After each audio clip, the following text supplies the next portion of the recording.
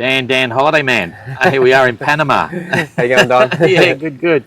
A long time ago, we caught up in Adelaide when you were building your boat, and now you're in bloody Panama. Leg1 done, and the Pacific just over there. Yeah, it's crazy. How you feeling? Oh, I'm feeling amazing. I pinch myself every now and then because it's hard to believe I'm even here. Like, you know, that feels like yesterday almost, but it was also a lifetime ago. So it's hard to believe I've gone from, you know, building the boat to getting it overseas and crossing the Atlantic, and here we are now in the Pacific. You know, my ocean. And I'm really looking forward to the next leg now. And yours is really a whole group campaign. You know, like you've had a lot of people coming in to support you when especially the closing stages of building your boat. You know, you've had a lot of people helping different pieces. It's very expensive to run from Australia. You know, like that was a bit of a nightmare. You were running late, but you got here. How do you feel about that level of support, you know, following you?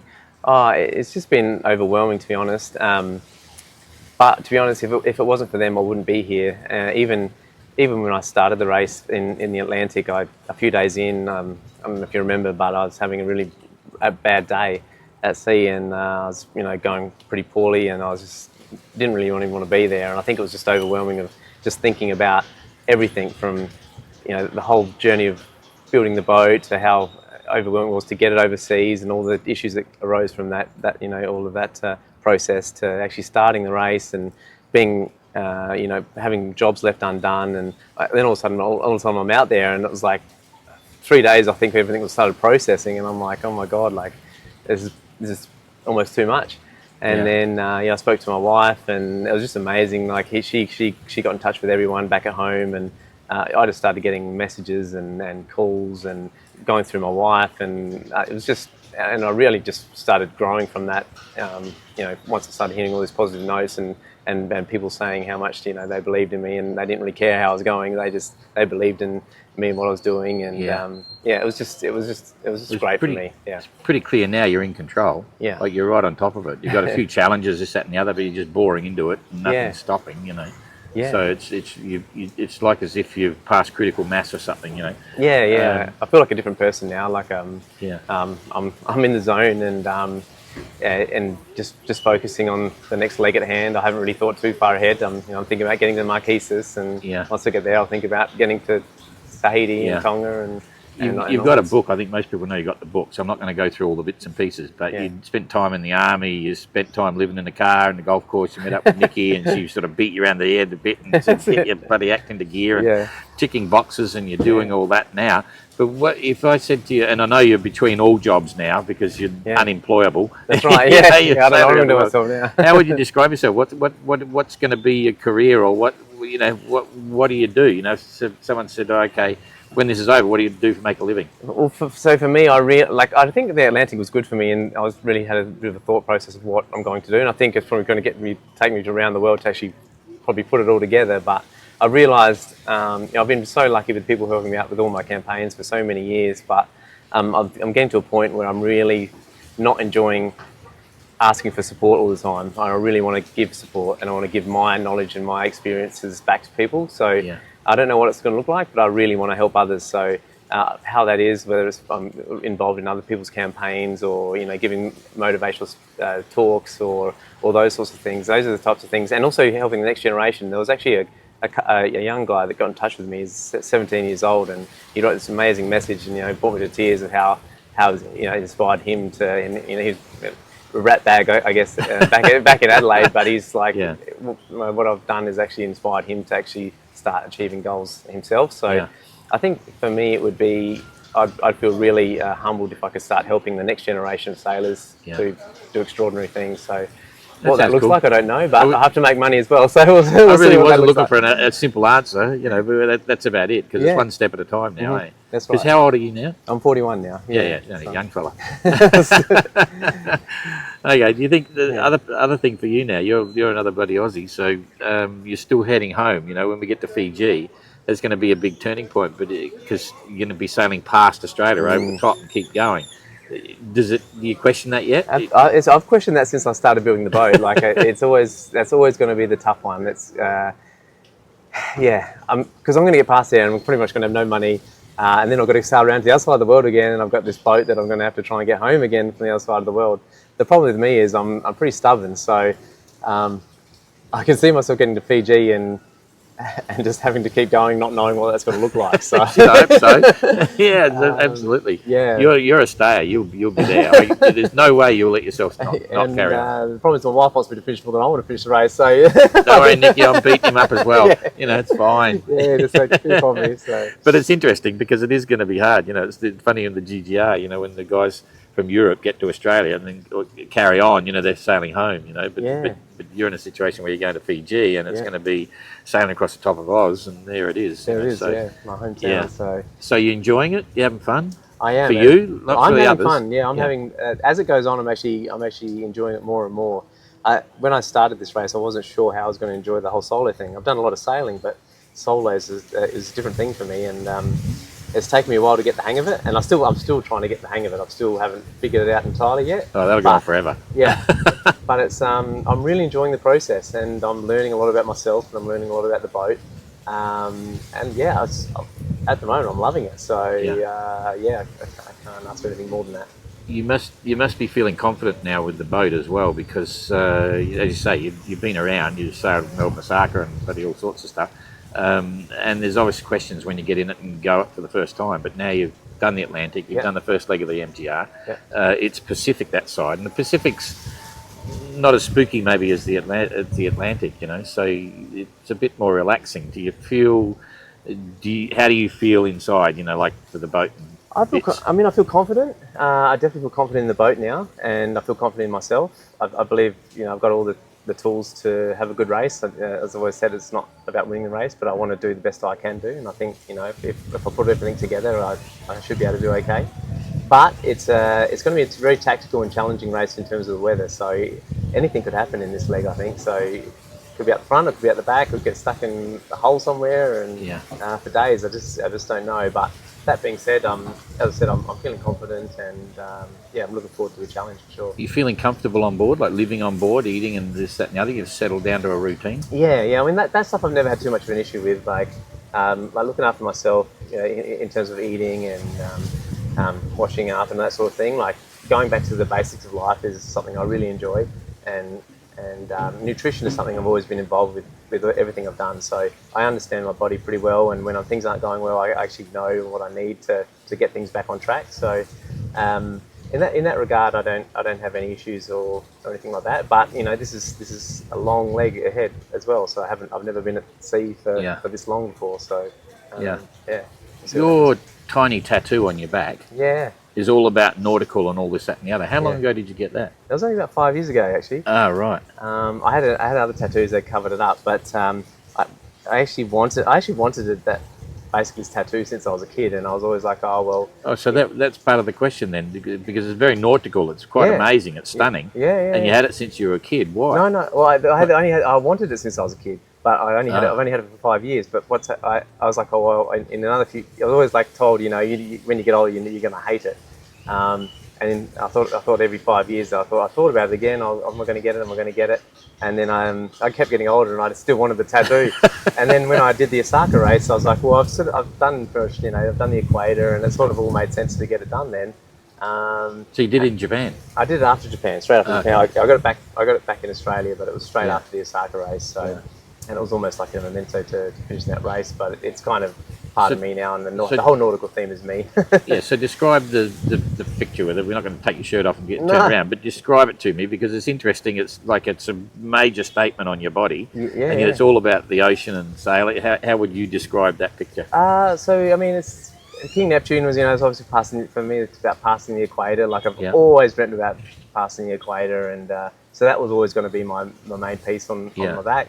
But I've always just really loved the old school ropes and the old school compasses and sextants and those sorts of things. So those are the pieces that I really wanted to incorporate in my back, and it's almost it's sort of gone on to this race now because I'm learning about the sextant and I'm learning about the nautical themes and the compasses and those sorts of things. So I've almost put it on my back before I started learning how to use them. So you're living the dream that started a long, long time ago. Yeah. As I said, I've I've thought about it since I was a kid. So, Yeah. yeah. So relaxing on board when you want to step off away from the boat while you're sailing the legs, I mean, just to relax. Is it books or music or whatever it is, and it's like what's happening there? Yeah, so I am writing a fair bit, and I'm reading a fair bit as well. But to be honest, I'm keeping very busy just doing stuff on board. It's surprisingly how little time I've got. So, and when I'm not doing something, I'm tending to try to either be eating or I'm trying to be sleeping. So I'm not doing anywhere near as much as I'd like to be, but that's okay as well, because time's just passing. It seems to be passing really quickly, and that's just getting up and looking, figuring out what's happening with the weather and looking at the GPS and what's happening here, or is there boats around? Do I need to trim sails? Do I need to get up or change something with the hydro vane, or do I whatever I need to do, clean up after myself, and it's just surprising, once you've done all that and you've gone back to sleep and you're getting into a bit of routine, it seems like you've got no time. So it's hard to believe after 24 hours I can't find time for myself. Okay, so stepping back to the Transat, yeah, right? How would you describe that now that it's sort of past history? It seems a long time ago, but we never really chatted in depth about it. But how did you see your Transat, and how did it set you up for the MGR?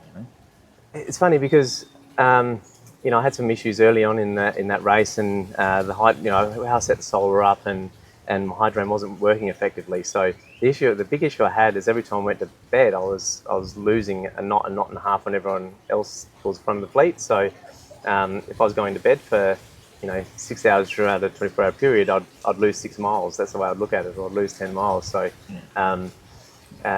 so I really ended up hand steering a lot of that Atlantic race. So I was some days, 18 hours a day, 16 hours a day, 20 hours a day, or whatever it might be. And then I started getting competitive, and I was always on steering the boat.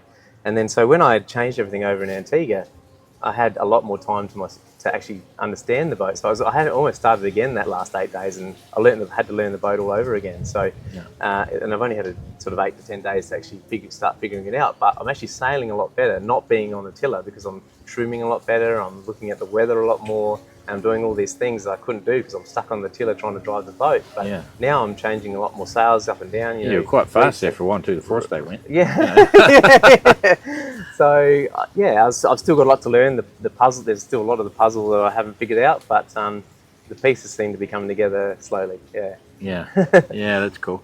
And living on board, did we go through that? Like as in you're comfortable, you like the boat? Absolutely. Yeah, I feel completely happy on board, and because I can speak to my family any time. I don't feel lonely. I thought that was going to be a major issue, but I haven't felt lonely on board. I ring my wife a lot. I ring my kids a lot, my dad just a lot. a sat phone, using a sat phone, or what were you on the Transat? I was using a sat phone in the Atlantic, but the last 8 days I had Starlink, so I'm FaceTime. You got Starlink now? Yeah. Exactly. So nearly everyone went Starlink. Yeah, so the last 8 days was fantastic. I was just, this is amazing. Yeah. So an hour every morning and an hour at night, I'd turn it on and I'd speak to everyone, check the weather out, and that's fantastic. Changing the face of sailing. It's crazy. And it's just amazing that you can have that quality of a connection. I know. When we realised the Mini was turning up, because we got one pretty quick, but we thought, a few of them might get Starlink. Yep. And we only had, I think we had 2 coming across, but now virtually everyone's got $200 here, and everyone's bought one. And it's going to change everything. I think so. So that's cool. So you enjoying it? You having fun? Yeah, absolutely. And I said I'm still learning my my routine. I think I've got a bit of a routine now that sort of works well for me. Yeah. And I'm enjoying it more and more every week. So I was just having a chat with Dan before, and I asked him the question. You built the boat, which was an epic in itself. Yeah. Right. It took you a while because you were doing lots of other crazy stuff along the way as well. In hindsight, if you could have bought a boat, would have you bought a boat, or did you see building the boat was part of the satisfying? Absolutely. challenge? I wouldn't want to. I don't think the race would appeal to me so much if I was just buying a boat. Personally, it's been about building the boat and the whole journey of building myself and getting here and doing the race. So I possibly still would be doing the race, and it probably would have been a cheaper option just to buy a boat and just rock up to the start line. But it's just been such a rewarding experience building the boat, and and just seeing people's faces, like, you know, someone like me that has no skills that's actually built this thing and now I've crossed an ocean. They can, you know. So it's a big part of the story then. It's a big part of the satisfaction. So, hey, shit, I built this boat. Absolutely. And I feel like the boat's actually going quick, and I'm like, wow, I can't believe I built a half quick boat. Hadn't sunk yet, touch wood. So, yeah. And some days I've just got a big grin on my face, and like some of those days when I've got the kite up and I love getting on the tiller and, you know, the sun's going and I've got some music on, I've just got a grin on my face for hours. Yeah, because it all started with a bit of plywood. Yeah. When it rocked up, I remember the truck driver, he rocks up and he's like, what are you doing with this? I'm like, oh, I'm building a boat to sail around the world. What the hell? It does sound a bit corny. Yeah, it just seemed ridiculous. So. Oh, boy. What was the worst part about building the boat? I probably were having to work at the same time, so I mean I didn't have much time to do it. So I guess the hours that I'd be building the boat would be from 6 a.m. to 8 a.m. and then, you know, 7 p.m. to 10 p.m. And so I was doing that, you know, for a couple of years. So it took a lot longer than I wanted to build the boat. I would have loved a lot more time to actually get the boat in the water and do those sorts of things. But there's nothing I didn't like about it. I really enjoyed the process, and even the kids, you know, we had it in our driveway that had to squeeze out the door to get to school every morning. But every morning I'd be out there when the kids would be coming out and, you know, sending them off to school, and we'd have a chat to them about the boat, and they come along with the whole journey and the process of building it. So just describe that to me, you know, how it happened, you know, like you heard about the 580 and blah, blah, blah, it was 580 and the MGR as one package. Yeah. And then you had to talk the family into it. Just walk us through. Yeah, I mean, and I've told it a bit before, but I've written this big list of things I wanted to do as a kid, and, you know, one of the last things I've got on the list now is to finish to do an around the world race. And when I finished my last India Osaka race, I'm thinking, how the hell am I going to fund an around the world race? So that was the last thing on the list. Sold the boat, but that just basically paid the loan to do the race. And then it was just the timing was perfect, because I started looking at you know, the 40 foot boats, and I thought, well, maybe I can get a boat together to do that, but I wouldn't have any money to actually do the thing up. And I thought, you know, you'd never be competitive because you just haven't got the budget to actually do that sort of a race.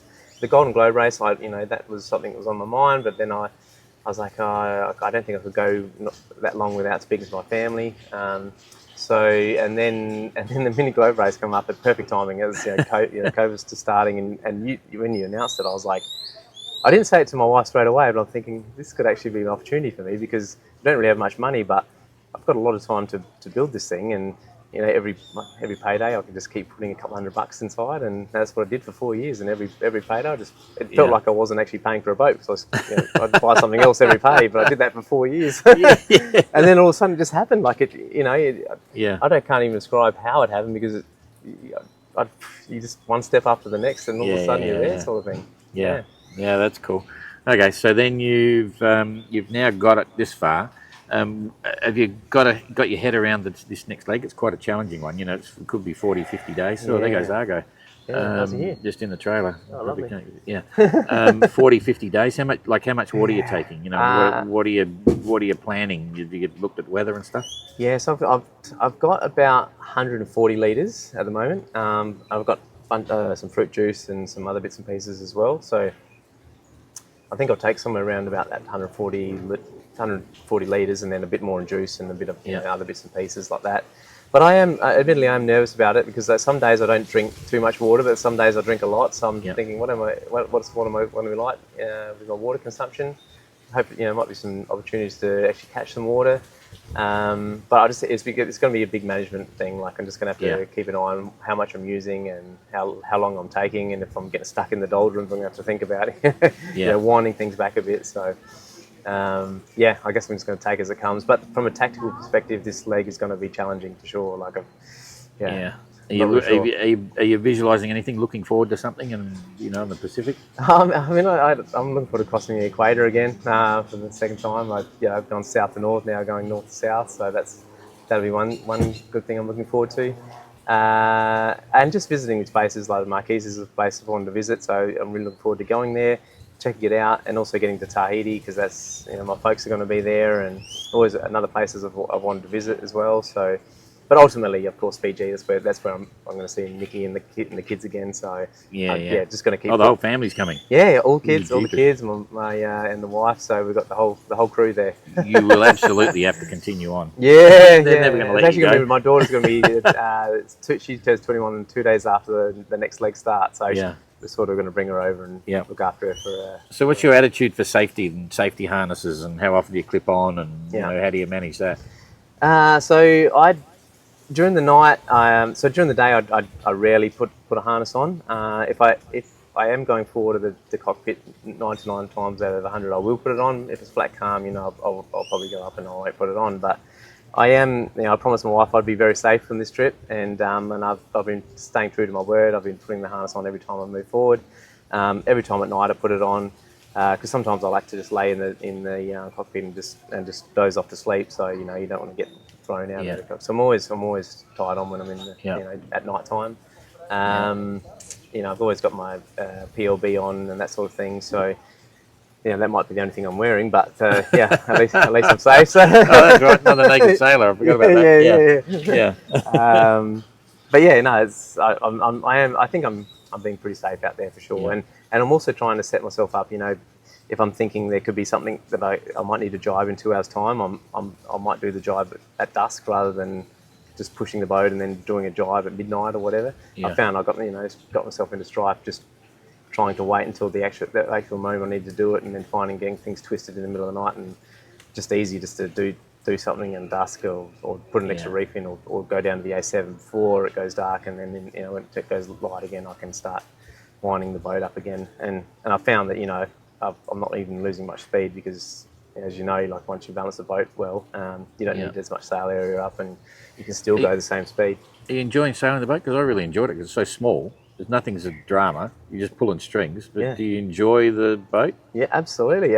But it's taken me time to figure it out. So, and so I really enjoyed that last 8 days because I wasn't stuck on the tiller just steering the thing. I really enjoyed just trimming the boat and just learning how to balance it properly.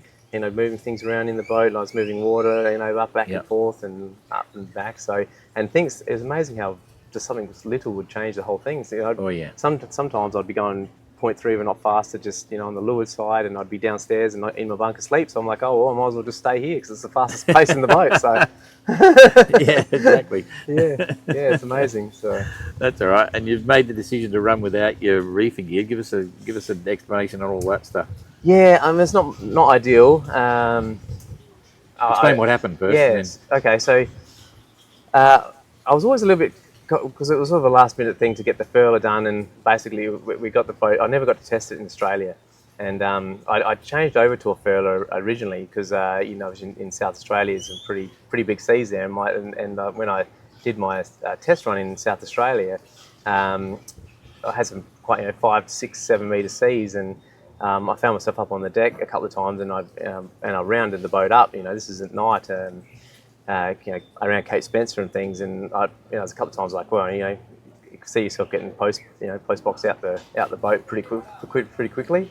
And after that, I was like, I've got to get a furler. I wanted to get myself off the bow. So the first thing I did, I changed over to a furler and got it, so I could stop that process. And it was working well for the first week, but I just felt that it's probably not quite set up right, or the jib's too big, or the furling mechanism is not quite set up right, and it was catching, even if I was pulling the halyards tight, or if I was trying to get them right out of the way, it was always seemed to be catching one of the other halyards up the top. So what was happening is it was catching one of the other halyards and twisting around the top of the forestay, which was doing two things. It was slowly untwisting the bottom of the forestay, but it was also untwisting the wires at the top, and to a point where I didn't even realise, but I was furling and unfurling sail, but all I'm doing is actually furling and unfurling the wires.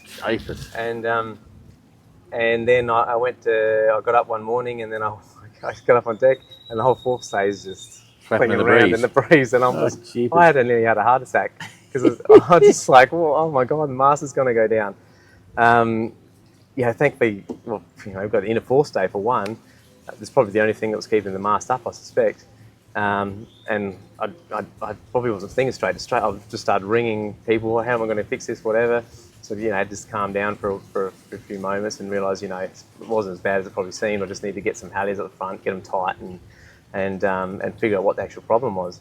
I didn't really figure that out until I got into port and sussed it all out. But the problem was, I've engaged 2 riggers since I've been here, and they never rocked up. And the one person that did rock up, I didn't feel that confident in. So I could put it back together as it was with the new forestay, but my concern is that I was potentially going to have the same issue again. And I figure even though I want to have the furling system back up and running, it's more important to have a forestay. So I'm going to just go back to Hank's system. I know how to use it, and I've set it up now so I can get I've got a downhaul on my actual head sail, so hopefully that'll keep me off the foredeck. And then when I get to Fiji, I hope I can sort it out and go back to a furler. Yeah, absolutely. All right. So, moving forward, to get it to a point where you think you might be going down to Cape Town, does that give you any chills at the moment? Like if you had to leave Mauritius tomorrow, head down to Cape Town. It's starting to, it is. I hadn't thought about it. I've tried not to think about it because it seemed too far away. I'm starting to realise it's going to come up quicker than I probably think, and it's almost feeling like it's becoming real now, to a point where I feel almost confident, that I'm going to be going around. I'm going to be doing that part in due course. So, and there was a couple of times in the Atlantic where I had a knockdown on got in the wind escalation zone and off of Lanzarote, and a big wave come and hit me from the side, and it was quite a lot of force, and it sort of made me realise that this is probably nothing to what we're going to experience down there. Oh yeah. So how many knockdowns do you reckon you've had? I've had 2. Yeah. I've had 2, but that was one pretty average one, and then the other one was okay. But I've only had 2. And the knockdowns I actually feel safe. That doesn't bother me. But I could see that if they too much worse than what they were, like if I'm getting 7 or 8 metre seas rather than 5 metre seas, and they're coming in at twice as much force, and currents going against the wind and whatever, that if you're not in control of your boat, and or even if you are in control of the boat, that things can come in out of nowhere and hit you, and all of a sudden you could be doing a bit of a roll and all those sorts of things. So they are starting to creep into my mind. Do you have a helmet on board? Sorry? Do you have a helmet on board? I do. Yeah. Haven't worn it yet, but I'm anticipating I will be wearing it down there. Yeah. So bumps and bruises. Have you had to dip into the first aid kit for something or whatever? I don't like taking anything, so probably should have taken some Panadol and stuff here and there. But I generally don't like taking stuff if I can avoid it. But I haven't hurt myself too badly. I've got a lot of bumps and bruises, especially in the first week. Oh my God, I seemed like I was hitting my knees or my leg or my head or just on everything. But I think as you get to know the boat better and how it sort of rock and rolls, I suppose, that you can sort of start figuring it out. So that last 8 days, I didn't even get any issues whatsoever. So I think I'm starting to get the hang of it now. Yeah. I think the more you get the hang of the boat, the better it is. But so to tell us about the leg, it was pretty quick, pretty fast, but there were some confusing seas and different people had different opinions. How was your leg 1 of the MGR? I really enjoyed it. The only thing was off of Barranquilla, where I had no forestay by then, and it seemed like an eerie place. It was almost like the water was boiling. It was weird, sort of, it was like the currents. It felt like I was in some boiling water or something. It's just bubbling around, and it felt eerie. And I didn't have a forestay, and then the winds just they increased from 30, 35 knots really quickly, and some really confused seas. And so for probably about 30 to 40 hours, I was really nervous because I didn't know forestay, and I just wanted to do everything I could just to manage the mast. I didn't want to round the boat up at all, so I sort of had a little bit less sail up than I probably should have had, but I didn't want to be flogging the sails, so I just stayed on deck, and I didn't move from the tiller for like 40 hours. Holy dooly. Jeepers. I never round the boat once, and I had it's funny because I rang my mum and dad afterwards, and they're like, "Why have you been going so quick?" Because I was stuck on the bloody tiller for like 2 days. They you should do that more often. You're going really quick. Yeah, everyone had a story from that spot, eh? Yeah, I didn't have the worst story, that's for sure. Yeah. No, that's cool. All right. So, anything special you're doing for the boat this leg that you haven't done before? I feel, to be honest, I'm actually feeling like I'm prepared, which is a bit unusual. So, beforehand, I feel like I've just been almost getting rushed to get out the boat, out to throw everything on, and away we go. But, I'm going to go out for a test sail tomorrow, and I feel like I'm on top of things. So that feels different to me. Yeah.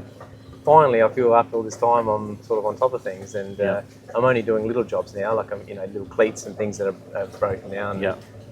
Obviously, I want to test this Hank system, make sure all the sails are going up as they should be, but nothing extraordinary. It's all the same stuff, but I've just been Okay. So if you had to give someone's thinking about building a 580, forget about the MGR, just building the 580, what advice would you give them? Just as a builder.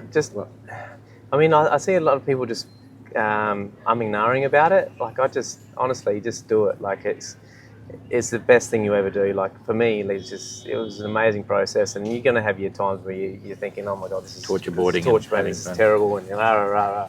But looking back on it, like, there's not one thing I regret. Like, if you just buy a boat, it's cheap or whatever, but the satisfaction you get from building that thing is just unbelievable. Yeah. So my only advice is just have a go. There's so many people out there that's going to help you. Like, I was asking so many people so many questions back at the start, and I've made lifelong friends because of that process. And now, people like myself and others are willing to help others. So just have a go. Yeah. And I'm willing to help out. Others are willing to help out, and you'll get, if you want to get it done, you'll get it done. Okay. And what about the MGR? What's the best word of advice? Like, either technically, because it's a long time. You got to find a year and a bit. just to do the on the water stuff. Yeah. What advice would you give anyone there? I mean, very similar. Like, it's a tough one because for myself, like, finishing up work and selling your house and doing those sorts of things is you have to make some big decisions, and you have to be willing to sacrifice things in your life to make. If you really want to do it, you have to make sacrifices, and if it's your dream and you want to actually do it, then and that's more important than what you're doing back at home, then you just have to make the sacrifices to do it. You might have to quit your job, you might have to sell your house, but hopefully you don't. But I don't regret it, and our family doesn't regret it either. Like, my wife doesn't regret it, and we've never been happier. Our family's never been closer. So you will be scared of making some big decisions and making some big sacrifices. But if you don't make those calls, then you'll just be thinking about it forever, and you'll be on your deathbed, and you'll be thinking, what could have been. So absolutely, geez, it goes pretty quick, eh? Yeah. Anyway, all right, good job, Dan. Thank you very much. The holiday man. Yeah. Ooh, holiday's about to come up. Yeah. I'll put a tie on. I might be business Dan for the next one. Absolutely. Yeah, thanks, mate. That's Cheers. fantastic. See you.